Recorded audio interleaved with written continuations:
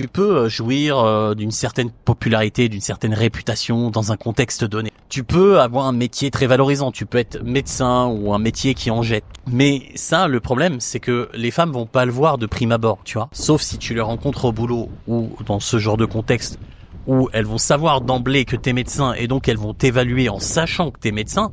Et si tu les rencontres à une soirée où elles te connaissent pas, ou tu les abordes dans la rue, ou sur un site de rencontre où tu précises pas, ou alors elles n'ont pas regardé ta bio, tu vois. Bah, ces trucs qui sont des avantages quand même, qui te font gagner des points. Avoir un bon métier, ça fait gagner des points. Avoir une bonne popularité dans un milieu donné, ça fait gagner des points. Mais si la fille le sait pas, elle va pas t'évaluer là-dessus. Sur quoi elle va t'évaluer, sur quoi elle va se faire une idée de ta valeur sociale? Bah, essentiellement sur la vibe que tu projettes.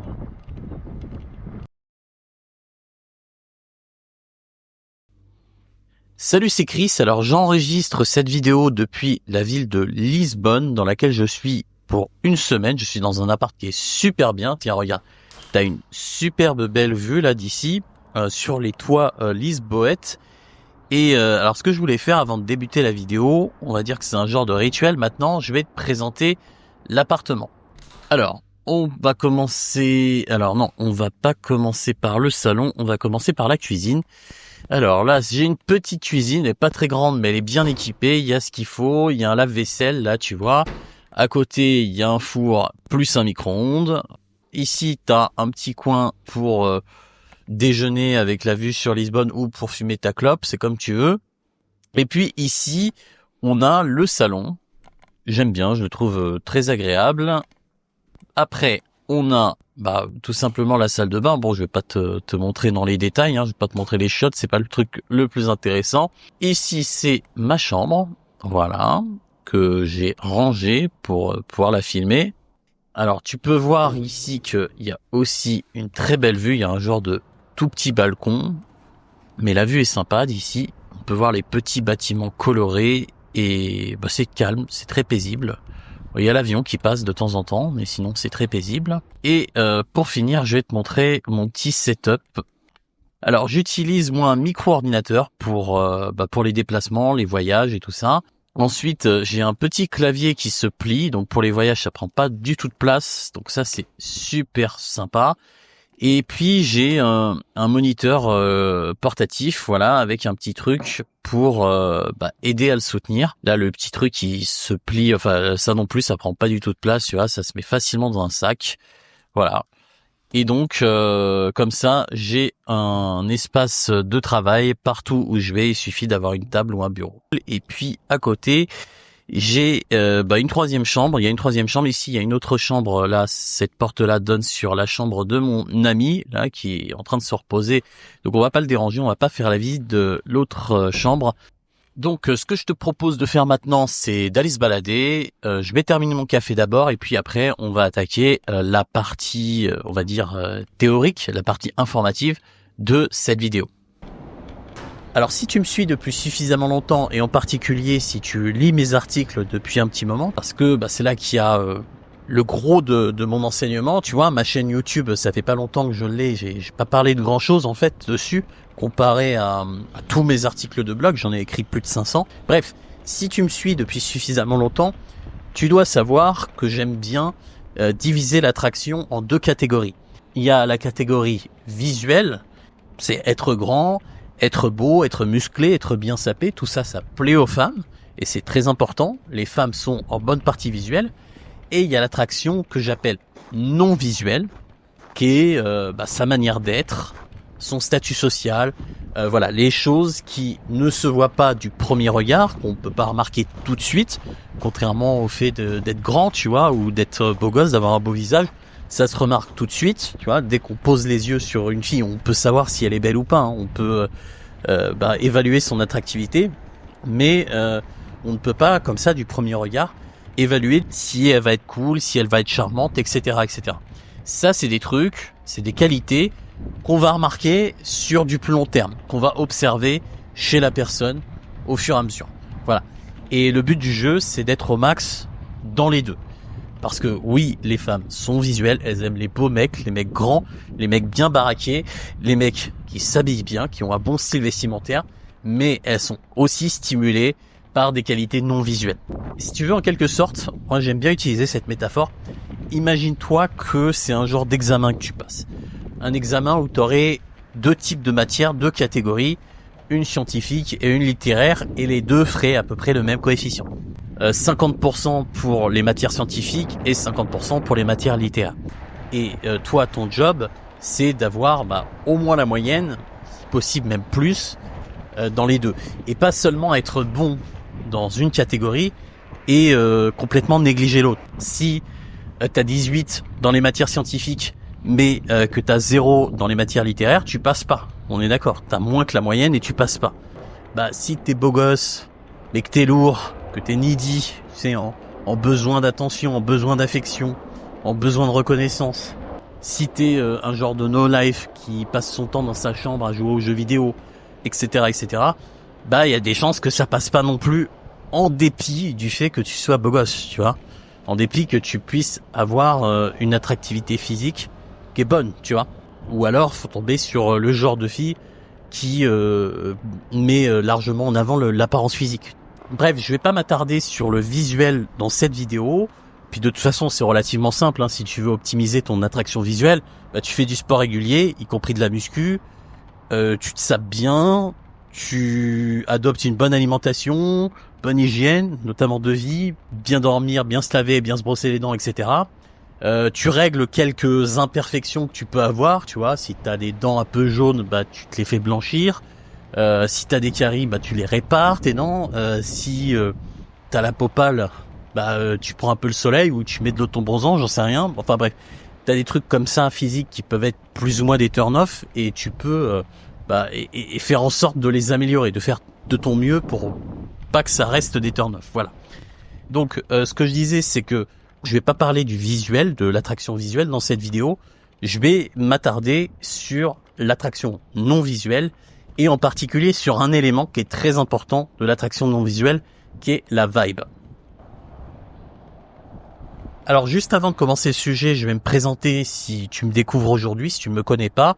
Moi je m'appelle Chris, je suis coach en séduction depuis 2011, je tiens un blog qui s'appelle Drag Academy et mon but à moi, ma particularité on va dire, c'est que j'essaie d'expliquer la partie immergée de l'iceberg de la séduction, c'est-à-dire les trucs qui ne se voient pas, les trucs qui ne sont pas en surface mais qui sont plus de l'ordre de l'état d'esprit ou du fonctionnement des femmes ou des hommes qui font que ça échoue, qui font que ça marche.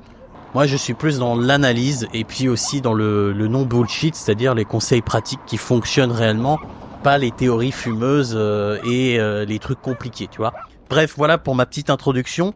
Et aujourd'hui aussi, je tiens une newsletter où chaque semaine, je donne un ou plusieurs conseils en séduction qui sont concrets, inspirants et réellement efficaces. Si tu veux t'inscrire à cette newsletter, je t'y invite. Dans la description sous la vidéo, tu trouveras un lien où tu pourras rentrer tes coordonnées et la recevoir. Alors, qu'est-ce que j'entends par la vibe ? Parce que c'est un concept qui peut paraître flou chez les communs des mortels, ceux qui ne sont pas trop habitués au jargon de la communauté de la séduction. La vibe, c'est tout simplement ce que tu dégages, c'est ton aura, l'aura que tu projettes à travers ton attitude et ta manière d'être. C'est quand tu es en contact avec quelqu'un, avec une ou plusieurs personnes, tu sais, tu projettes quelque chose, tu projettes une impression, une aura, et voilà, c'est ce qu'on appelle la vibe.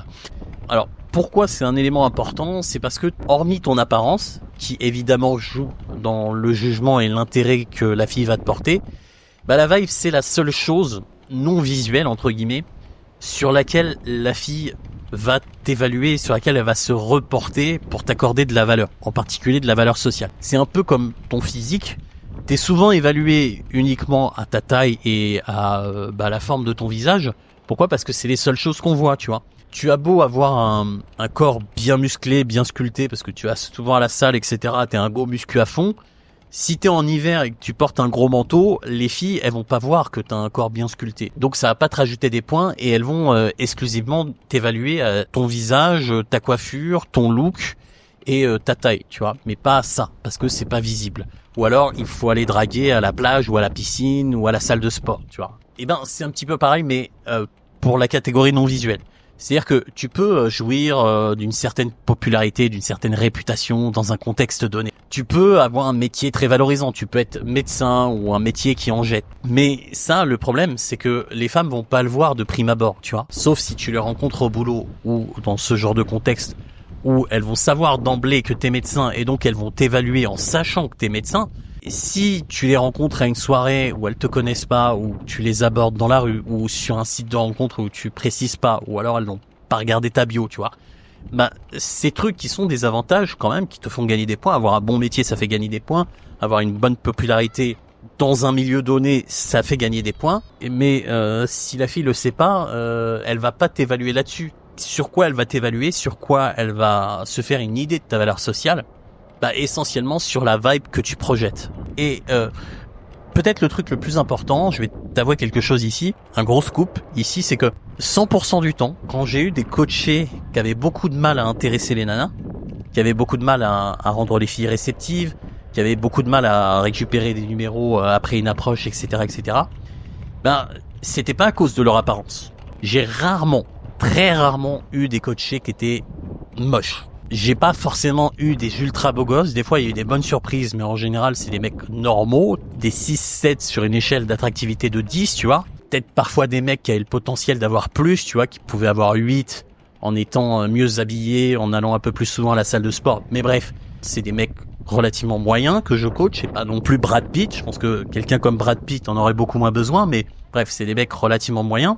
Mais c'est des mecs qui peuvent plaire physiquement aux femmes. Et donc, ce qui posait problème de tous les mecs que j'ai rencontrés, qui ont vraiment eu des difficultés à intéresser des filles après une approche et tout ça, c'est des mecs qui avaient une mauvaise vibe. 100% du temps, je t'assure, quand ça marche jamais, ou quasiment jamais, c'est avant tout une question de vibe. C'est parce que tu dégages quelque chose, une impression qui repousse les filles, en fait. Alors, ça peut être une vibe un peu hippie, tu vois, comme disent les anglo-saxons. Mais en y réfléchissant un peu, d'après ce que j'ai observé chez mes clients et d'autres que j'ai observé en action, ce qui ressort, c'est que le plus souvent, alors c'est pas la neediness, tu sais, le fait d'être needy, d'être en besoin d'attention, etc. Ça, les mecs, ils savent le masquer, même quand ils sont relativement needy, ils savent le masquer de prime abord. C'est pas non plus parce qu'ils sont nice guy et que ça se voit, nice guy ou bêta ou appelle ça comme tu veux, tu vois, mais en fait, c'est surtout parce qu'il dégage un je ne sais quoi de mec coincé. Tu sais, comme si sa vie sentimentale se jouait à l'instant T, tu vois, qui prennent chacune de leurs rencontres très au sérieux, qui se prennent même eux très au sérieux. Le manque de décontraction, tu vois, le fait d'avoir l'air coincé, tu vois, le manque de détachement, et puis de playfulness, tu vois, le mec qui est toujours plat, neutre, voilà. Ça, c'est vraiment, par définition, je pense, la vibe qui tue le plus l'intérêt des filles. Ou en tout cas, qui empêche les filles de s'intéresser à toi. Et petite précision, quand je dis se prendre trop au sérieux, ou prendre ses rencontres trop au sérieux, ça n'a pas grand-chose à voir avec l'humour. C'est pas juste une question de pas sortir de blagues, de rester sur une conversation basique, etc., etc. C'est vraiment une question, en fait, d'attitude, de manière d'être. En fait, les mecs dégage une vibe, une impression d'être coincé du cul, mais vraiment quoi. Et ça, bah, scoop, ça ne plaît pas du tout aux nanas. Les nanas, qu'est-ce qu'elles aiment? Bah, elles aiment l'inverse, les mecs cool, les mecs décontractés, les mecs qui se prennent pas trop au sérieux, les mecs qui sont détachés du résultat.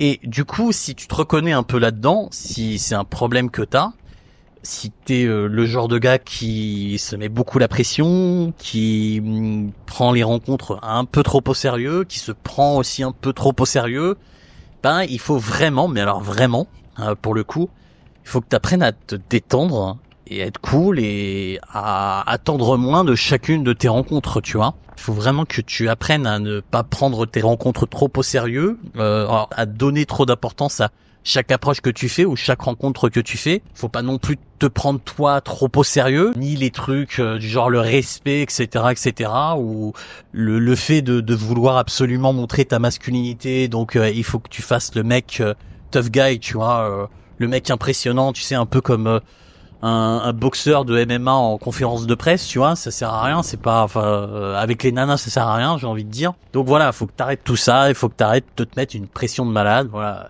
tranquille. Si ça marche, tant mieux. Si ça marche pas, tant pis. Et faut prendre un peu de plaisir en fait dans sa démarche d'aller discuter avec les femmes. Et oui, aussi, je tiens à le préciser avant de l'oublier, il y a un truc que je vois de plus en plus, notamment avec la prolifération du contenu entre guillemets red pill sur les réseaux sociaux, sur les shorts TikTok et compagnie. Et j'ai envie de te dire, vas-y mollo avec ton alphaness entre guillemets. Alors ok, je comprends que t'aies envie de chercher à convoyer ta masculinité, montrer que t'es un mec masculin, etc. Oui, d'accord, ça plaît aux femmes, c'est important, ok. Mais on peut tout à fait convoyer sa masculinité sans être un mec ultra sérieux, un mec qui bombe le torse sans arrêt, qui fait une tête limite un peu menaçante, qui cherche à être dominant, tu vois, à montrer à tout le monde que c'est le mâle dominant. Tu peux être quelqu'un de léger, quelqu'un de décontracté et être masculin. C'est pas incompatible, tu vois. Et j'ai même envie de dire au contraire.